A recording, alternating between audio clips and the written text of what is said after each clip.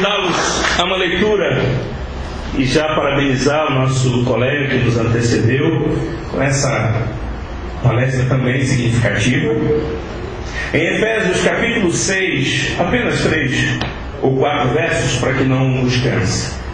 Diz assim a palavra: não obedeçais a vossos senhores apenas quando estão olhando, só para agradar a homens, mas como servos de Cristo, fazendo de coração a vontade de Deus.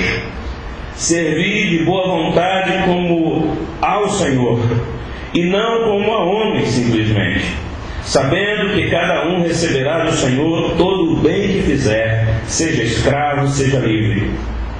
E vós, senhores, fazei o mesmo para com eles, deixando as ameaças, sabendo também que o Senhor deles e vosso está no céu, e que para com Ele não há acepção de pessoas. Por favor, vocês podem se assentar. Eu venho com o objetivo de trazer-lhes uma mensagem muito breve, e eu pretendo não cansá-los em hipótese alguma. Confesso que estou extremamente feliz por essa oportunidade.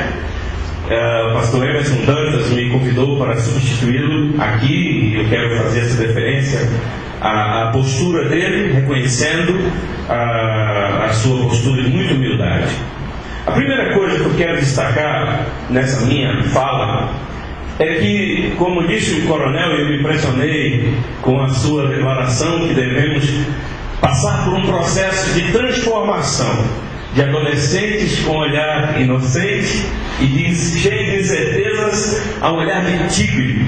Isso me deixou impactado. Estou levando isso para casa, essa sua frase, coronel, porque se aplica à vida de todos nós em todo lugar. Não nascemos maduros. A vida é um processo de aprendizado, e eu acredito que aqui nesta casa vocês estarão sendo aguçados ao autoconhecimento. Vocês vão saber muito mais de si próprios do que imaginavam saber, porque talvez os caminhos que percorreriam fora daqui não lhes daria a possibilidade de visualizar no escuro. Há uma dimensão de escuridade em todo ser humano na ignorância, e o conhecimento nos viabiliza a lucidez, a aplicação e o lançar e o focar de luz sobre aquilo que ignoramos. E à medida que vamos conhecendo quem somos e o que fazemos e dominamos isso, a vida vai se tornando mais clara para nós. Os nossos passos se tornam mais firmes. Vamos estabelecendo uma relação de maturidade, e é na maturidade, somente nela, que podemos ser eficientes, que podemos ser significativos. Vocês nasceram para dar certo, e esta casa vai proporcionar-lhes um caminho de facilitação para a compreensão do que deve dar certo em vocês. Por falta de instruções, por falta de processos de aprendizado, e aqui vai o meu primeiro ponto, que devemos aguçar o processo de aprendizado nesse lugar. Muitas pessoas estão por caminhos errantes, porque lhes faltou a oportunidade que vocês estão recebendo. Primeira coisa que vocês devem aguçar na capacidade de vida de vocês, estando aqui, é a capacidade de aprender. Sejam humildes, porque aprender requer humildade. Nenhum arrogante, em passando pela instrução, pode assimilar alguma coisa, porque o caminho da aprendizagem exige que a gente aprenda com alguém que sabe mais que nós. É o sujeito suposto saber diante dos nossos olhos que nos leva ao conhecimento daquilo que não sabia. Portanto, estejam abertos a aprender. Aprendam sobre si mesmos. Aprendam sobre suas debilidades, sobre suas fragilidades. Aprendam sobre como vencer as suas incertezas. Aprendam o significado de amizade, de servir a pátria, de servir a Deus servindo a pátria. Aprendam o sentido de preservação da identidade, da nacionalidade, mas aprendam também a serem tenros, a lidarem com a vida com um pouco de ternura. Aprender é a primeira coisa aguçar aqui. Nós não nascemos sabendo. Todos nós estamos aqui para aprendermos uns com os outros. O segundo aspecto de capacidade que deve ser aguçada na minha e sua vida é a capacidade da autodisciplina, já faladas aqui. Então, a disciplina que vocês devem aprender não pode ser um sacrifício. A disciplina tem que ser, acima de tudo, uma aptidão para aquilo que é o processo de aperfeiçoamento. Porque se sabemos alguma coisa, isso não é bastante, se não sabemos usar o que sabemos. Então, o processo de aperfeiçoamento, de crescimento, de fundamentação lógica daquilo que temos recebido, deve ser, portanto, aplicado à nossa prática a tal ponto de sermos capazes de transformarmos-nos em doutrinadores no futuro. Vocês precisam, então, aplicar-se à autodisciplina, não como uma coisa que é um fardo nos vossos ombros, mas como um processo de aprendizado, de aperfeiçoamento, de coerência em relação àquilo que vocês dizem e que vocês fazem. Essa é a segunda capacidade que eu acho e entendo que deva ser desenvolvida em nós em qualquer instância da nossa vida, não só neste lugar. Em terceiro lugar, a capacidade de aguçar a capacidade de lidar com a ordem. Tudo que é feito na desordem é ruim para o ser humano.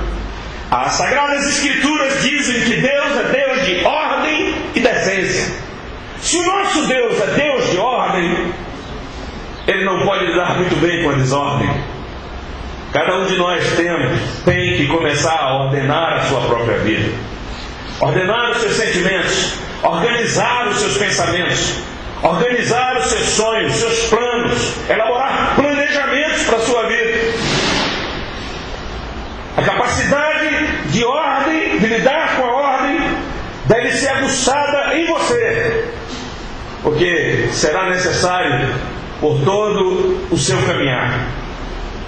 A vida que é pautada pela desordem é uma vida frugal, é uma vida inútil, é uma vida sem sentido. E à luz da narrativa do Gênesis, quando a gente começa a observar a criação divina, Deus está criando dentro de uma ordem profunda. E viu Deus que era bom à medida que Ele criava. Deus primeiro criou os céus, colocou no céu as estrelas, a lua, o sol. E à medida que Ele vai criando, as coisas são necessárias. E as coisas necessárias feitas por Ele tinham um objetivo: atingir um alvo que era a finalização da sua obra. E eu posso dizer com muita segurança que o objetivo da criação divina era criar você. Mas para colocar você no mundo, Deus preparou tudo antes, organizadamente, ordenadamente, para que o lugar onde você e eu habitássemos fosse repleto de paz, segurança, desenvolvido numa cidadania tão profunda, onde nada pudesse roubar de nós a nossa própria vida e a tranquilidade. Então, como eu estou a lhes dizer, Deus é Deus de ordem. Deus não opera onde está a desordem. Se há uma coisa que tranquiliza o meu coração nessa tarde, é poder dizer a vocês de que Deus jamais operará na vida de nenhum de nós desorganizadamente. Deus trabalha com ordem e decência. É um Deus arrumado, é um Deus que sabe a hora de chegar, a hora de sair. É um Deus que sabe respeitar os valores dos seres humanos, seus filhos. A próxima capacidade que deve ser aguçada em nós é o princípio de autoridade. Se você não sabe, se uma pessoa não sabe respeitar a autoridade, ele está fadado ao fracasso, ou ela está fadada ao fracasso. Respeitar as autoridades é um princípio divino. Quando eu olho para o Antigo Testamento, nesse quesito, eu me impressiono. Deus sempre respeitou as pessoas a quem Ele levantou para conduzir a outras. O Moisés, por exemplo, todas as vezes que houve demanda no seu povo, Deus nunca ficou do lado do povo, nem da maioria. Deus sempre ouvia o líder primeiro. Deus sempre ouvia aquele que estava no processo hierárquico. Porque Deus, quando responsabiliza alguém, Ele respeita esse alguém. Aprendam a respeitar as autoridades que estão acima de vocês. Aprendam a valorizar a hierarquia na qual vocês estão submetidos. Porque Deus, sendo o Senhor dos exércitos, não aceita que nenhum homem, em tempo algum, na face da terra, e eu não posso dizer fora dela porque não acredito que nenhum homem esteja, senão na órbita do espaço, mas ainda sonhando com a terra, nenhum homem pode passar por cima dele. Ele é soberano. E Ele deseja que todos nós entendamos que a nossa vida deve ser marcada pelo respeito à autoridade. Hoje vocês estão entrando como soldados. Amanhã vocês galgarão outros postos.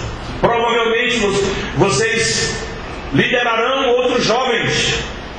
Imaginem vocês se eles não respeitarem a voz de comando de vocês.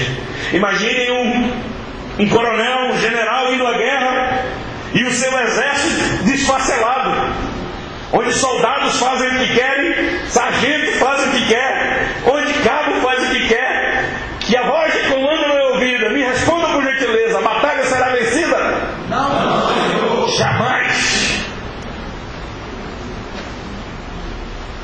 E por que temos a dificuldade de ouvir a voz do Senhor dos exércitos? Quando comanda que devemos buscar a paz para a nossa vida. Eu finalizo dizendo que nós devemos aguçar a capacidade de visão de cidadania.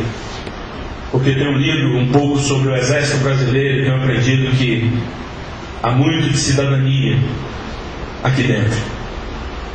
Vocês aprenderão a respeitar a bandeira, a respeitar as instituições, mas acima de tudo, o olhar de vocês deverá estar voltado para o ser humano.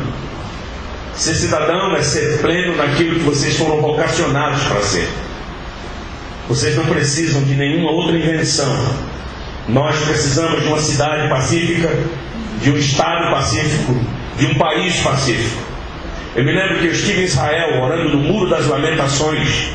Enquanto eu estava vergado, falando com Deus ali, logo ouvi de súbito uma voz orando em hebraico, e quando eu reparei, era um soldado com o seu quipar na cabeça, reverenciando o Deus Todo-Poderoso e invocando-lhe, pedindo a sua bênção para que ele possa estar no campo de batalha, na frente onde estava trabalhando. Sabe, Deus me deu o privilégio de andar pelo mundo. Fui à Alemanha, fui a Singapura, estive na Bélgica, na França, morei na Inglaterra e em Portugal. Tem 5 meses que eu voltei de Portugal. Mas isso é um privilégio muito grande, porque Deus me tirou de uma vida muito simples, coronel. Nessa cidade, meus pais eram pobres. Meu pai saiu de casa, foi embora, largou minha mãe sozinha com 5 filhos. A minha escola foi na rua. Eu disse para o sargento há pouco, quando entrei aqui, que eu tinha 2 opções: ou ser militar ou ser ladrão. O meu sonho era estar nessa instituição, porque eu não queria ser bandido, eu queria ser um cidadão de bem. Mas Deus decidiu que faria algo melhor para a minha vida. Ele me escolheu para ser ministro do Evangelho, portanto um soldado de Cristo. E com a mesma perspicácia que vejo vocês atuando aqui, é que passo isso para a vida e digo a vocês: desenvolvam a capacidade de serem bons cidadãos, pessoas de bem.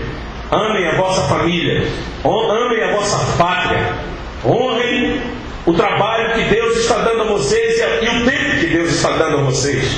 Honrem a esses homens que se esmeraram durante anos para estarem aqui produzindo cidadania em vocês.